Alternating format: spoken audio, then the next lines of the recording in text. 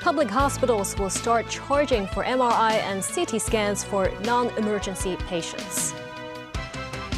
A woman died after falling into waters near the outlying island of Pengchao. 2 schools will not be able to run primary 1 classes from the next school year.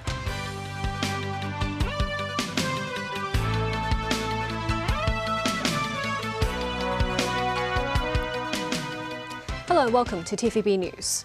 The government is currently reviewing the payment structure at public hospitals in the city, with the updated fee charging scheme set to be announced by the end of the month. Secretary for Health Lo Chung-Mao said charges will become mandatory for services such as MRI and CT scans, but such services for patients at the emergency ward will remain free of charge. Timothy Lee reports.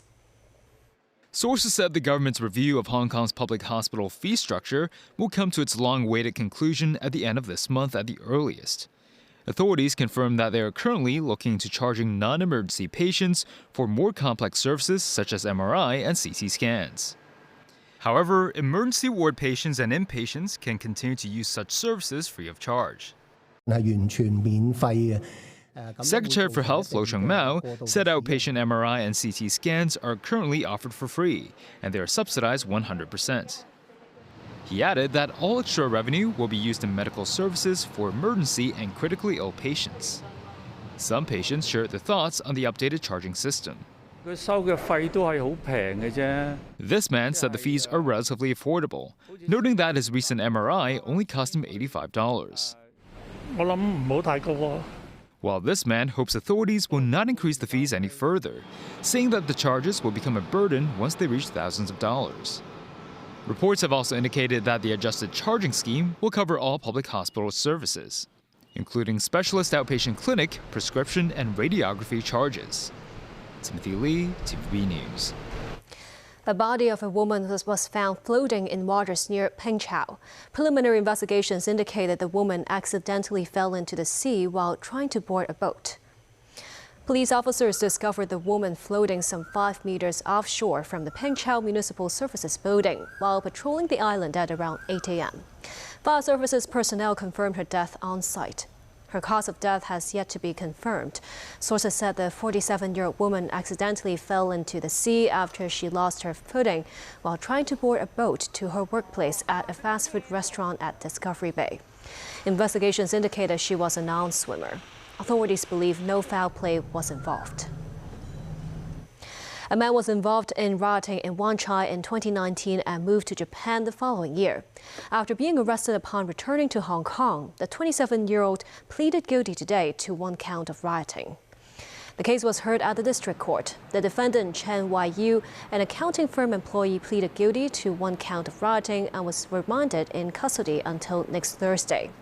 The court heard that in August 2019, Chen took part in a riot near Hennessy Road in Wan Chai. Demonstrators there set up roadblocks, lit a fire on the road and hurled petrol bombs at officers. He left Hong Kong in 2020 and was arrested in 2023 while visiting his ailing mother. Declining student enrollment is spelling trouble to 2 primary schools. The Education Bureau will stop issuing grants for the 2 schools to operate primary 1 classes in the next school year because of insufficient student admission. One of the 2 schools facing enrollment woes is Prince Memorial Catholic Primary School in Wong Tai Sin. It failed to meet the minimum intake of 16 students to form a primary 1 class for the new school year. Some students said the school made the announcement on its e-platform. This primary 6 student said it's a pity, but she could foresee this a few years back when her school admitted more non-Chinese speaking students.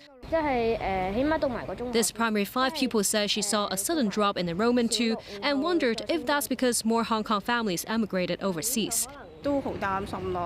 This parent expressed worries but hopes the school will press on with its operation.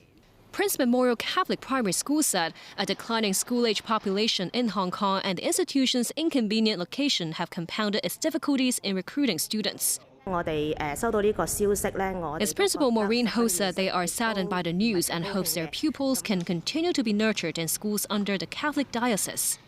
Another institution facing a class cut is Plea Kaifeng Primary School, which is given an option of running a private Primary 1 class. But that's conditional upon the school proving to be financially capable of supporting the newly admitted pupils' primary education for 6 years. Otherwise, it would have to merge with other schools or shutter for good. Secretary for Education Christine Choi said the structural issue of a declining school-age student population meant the number of schools facing class cuts could reach double digits in the coming few years. Chen Yong-pong, honorary chairman of the Hong Kong Aided Primary School Heads Association, said the government could also consider coordinating with schools with more admissions to cut their classes voluntarily to help those facing a cold while optimizing education resources territory-wide.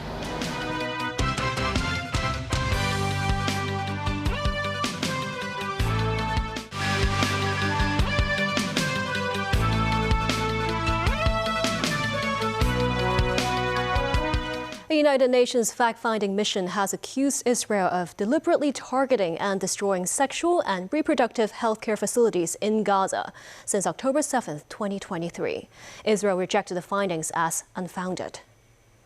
An independent UN commission said Israel has increasingly employed sexual, reproductive, and other forms of gender-based violence against Palestinians.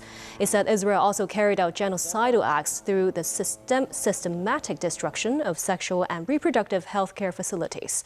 An Israeli siege on Gaza blocked large-scale humanitarian aid, including those essential for safe pregnancies, deliveries, and neonatal care.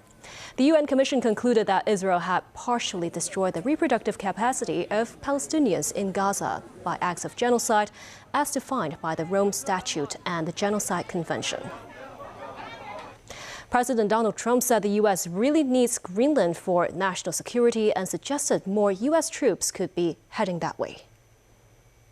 That whole area is becoming very important, and for a lot of reasons, the routes are, very direct to Asia, to Russia, and you have ships all over the place, and we have to have protection.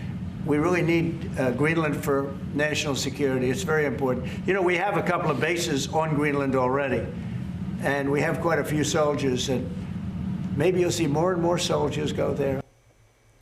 Back locally, the Hong Kong Tourism Board announced that a total of 8.4 million tourists visited Hong Kong in the first 2 months of this year. The HKTB noted there was a noticeable surge in non-mainland visitors. Mainland tourists alone accounted for 6.5 million visitors, an increase of 4% year-on-year. Tourists from the short haul market reached 1.1 million, a strong growth of 26% year-on-year, among which Southeast Asian tourists increased by over 30%. Meanwhile, the HKTB recorded some 500,000 tourists from the long-haul market at a growth of 20%. Australian tourists alone increased by over 30%.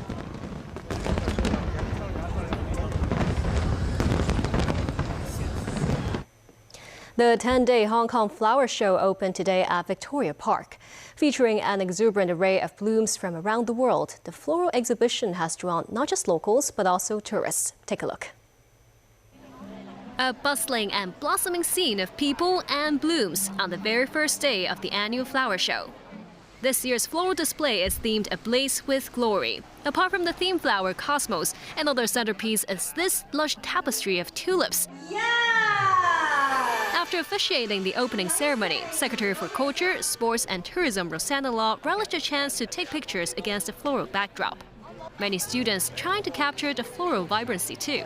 I like this flower because it's very special and it takes me a long time to draw, and this color is very shiny. Not just on canvases, but also on cameras. I will take my camera along with me so that I can capture whatever things I can see, which can inspire me. Perfect word. It's great. All the flowers, I like it. The children doing all of the artwork and just sitting there, they're very creative and very talented. So just what they're doing with the tulips, like being in Amsterdam. This year's flower show features 238 organizations, including 81 exhibitors from 11 other countries. The floral extravaganza runs from today until March 23rd from 9 a.m. till 9 p.m. Admission is set at $14. Free admission for senior citizens and the disabled from Monday through Friday. And that's the news. Thank you for watching.